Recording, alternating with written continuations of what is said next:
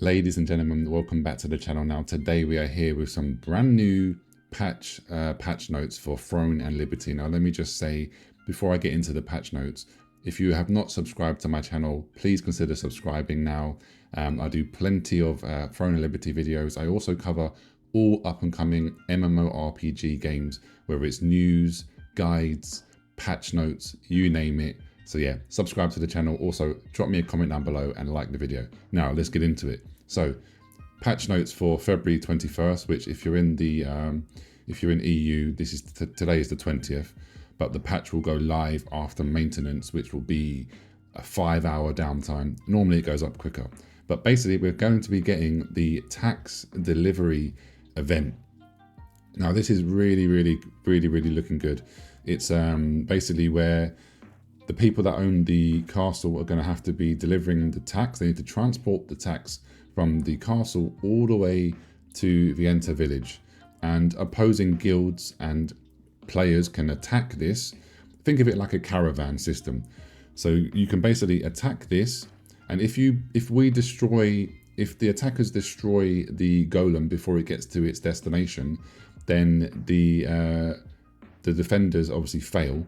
And then what happens is the gold or solent or lucent, whatever it is, the goodies will then be distributed to each guild depending on their contribution. So this is going to be really cool.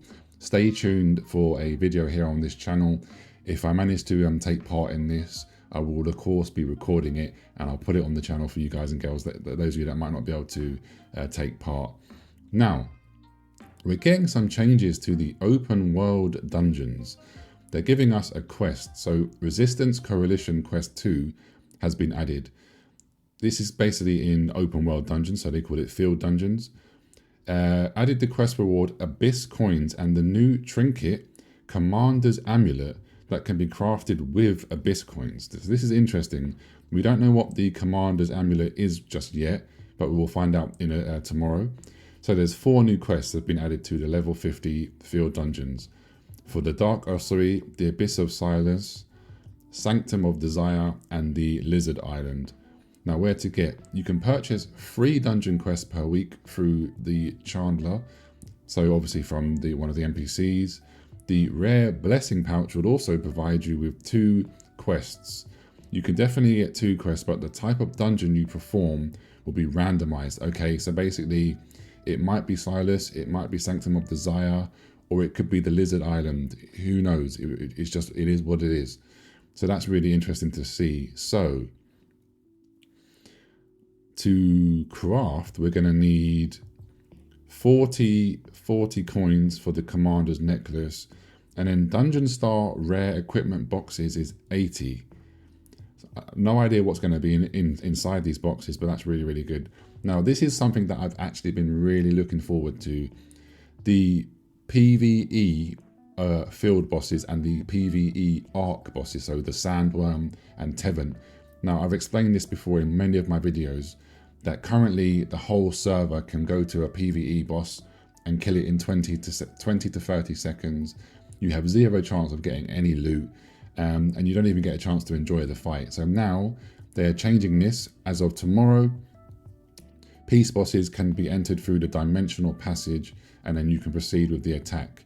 The PvP field bosses are going to remain the same. So there'll be a Zerg for the PvP field bosses and arc bosses, which is fine because that's fun and that doesn't lag very much. That runs pretty well.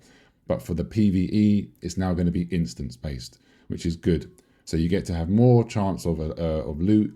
You get to have more of a fun fight. Maybe get to see some of the mechanics that you may have never seen before. So yeah.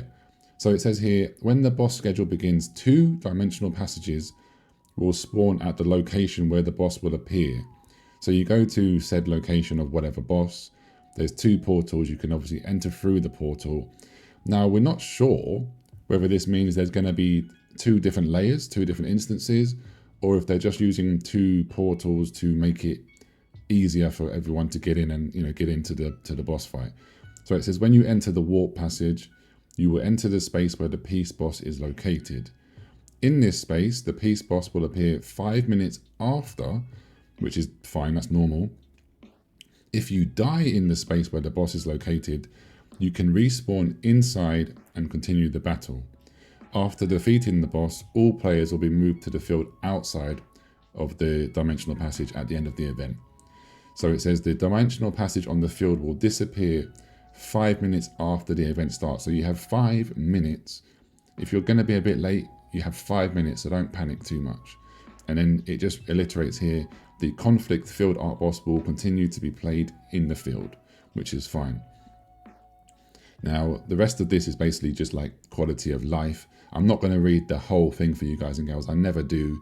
But as always, I will pin in the comments down below, I will pin the link to this so you can read this whole thing if you like. The last thing I do want to touch upon though is they're changing the open world dungeons. Now it says the recommended party number for each field dungeon will be displayed, which it wasn't before, and the numbers of players in field dungeons has been changed. So they have now changed the monsters' stats and rewards have been adjusted.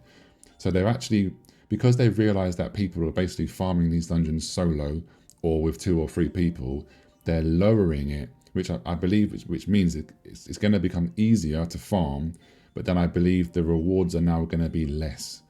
So the Abyss of Silas, which is where everyone farms easily for gold, it was before meant to be 6 people parties. It's now going to be 2. So you can still solo farm this.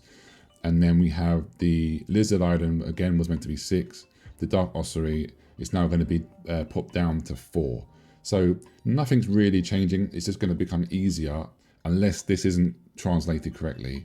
But I mean, if the numbers of parties are jumping from 6 to 2 and then 6 to 4, it's going to be easier to kill a lot faster. So you probably get less gold. But anyway, that is it. That's what I want to go through. We're going to finally be getting the sword and shield changes. So the damage is going to be going up, but the counter barrier is getting nerfed. Basically, the cooldown is going to be raised, and then the distance of where the reflect damage that's going to increase. So yeah. But anyway, everybody, leave me a comment down below. What do you think of these changes once you've read the whole thing for yourself? Other than that, have a most beautiful day. Like, share, and subscribe, and I'll catch you soon. Peace.